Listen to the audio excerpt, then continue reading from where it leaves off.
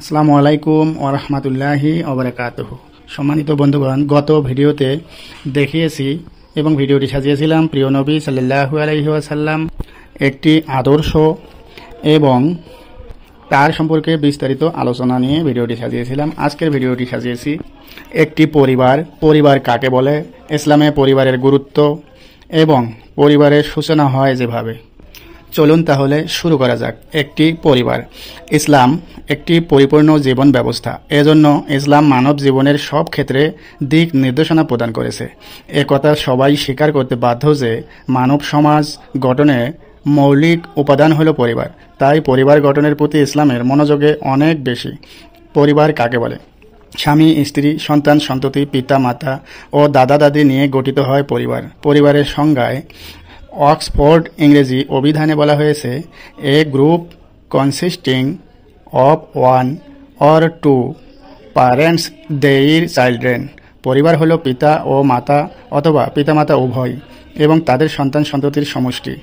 আরবি অভিধান আল মুজামুল ওয়াসিতের ভাষায়, আল আসরাতু ওয়া আহলাল রাজুলুন ওয়া আসিরা তাহ ওয়াল জামাআতান ইয়ারবে তাহা আমরা মুস্তারাকা। পরিবার হলো ব্যক্তির আত্মীয় স্বজন ও আপনজন এবং এমন সমষ্টি যাতে যৌথ বিষয়সমূহ একসাথে থাকে। ইসলামে পরিবারের গুরুত্ব। পরিবার একটি জাতির মেরুদণ্ড, আগামী দিনের আদর্শ মানুষ গড়ার পাঠশালা। পরিবারের মাধ্যমে সমাজের প্রত্যেক সদস্যের মধ্যে তৈরি হয় ভালোবাসা ও হৃদয়তা। নিষ্কলুষ জীবনযাপন ও মানবিক চাহিদা পূরণের বৈধ পন্থা হল পরিবার। পরিবারের মাধ্যমে অব্যাহত থাকে মানুষের বংশ পরিক্রমা। অন্তর জুড়ে বিরাজ করে মানসিক প্রশান্তি। আল্লাহ তাআলার নির্দেশনাবলীর অন্যতম হল আদর্শ পরিবার। পবিত্র কোরআনে আল্লাহ তাআলা ইরশাদ করেন, ওয়ামেন আয়াতিহি আন খালাকা লাকুম মিন আনফুসিকুম আজওয়াজান লিতাসকুনু ইলাইহা ওয়া জাআলা বাইনাকুম মাওয়াদ্দাতান ওয়া রাহমাতান ইন্না ফি যালিকা লাআয়াতিল লিকাওমিন ইয়াতাফাক্কারুন। আল্লাহর নির্দেশনাবলীর অন্যতম হল, তিনি তোমাদের জন্য স্ত্রীদের সৃষ্টি করেছেন যাদের কাছে তোমরা প্রশান্তি লাভ করো। তিনি তোমাদের উভয়ের মধ্যে তৈরি করেছেন ভালোবাসা ও মায়া মমতা। নিশ্চয়ই এতে চিন্তাশীল লোকদের জন্য অনেক নিদর্শন আছে। Oxford advance learners English dictionary. Oxford advance learners English dictionary পৃষ্ঠা 551। আল মুজামুল ওয়াসিত শামেলা এডিশন 1/17 সূরা রুম আয়াত 21।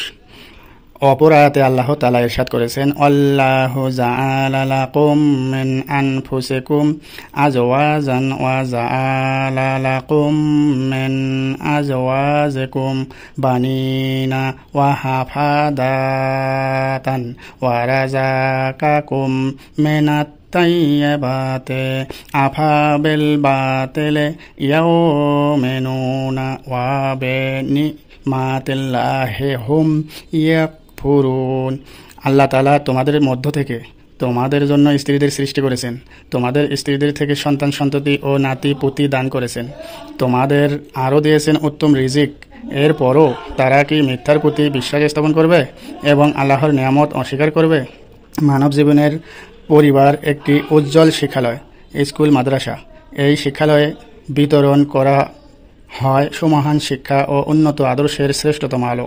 ফলে বিরাজ করে শান্তি ও ভালোবাসা, যা প্রতিষ্ঠা করতে আধুনিক সভ্যতা, সংস্কৃতি ও পশ্চিমা বিশ্বের বড় সামাজিক সংগঠনগুলো অক্ষম হয়েছে।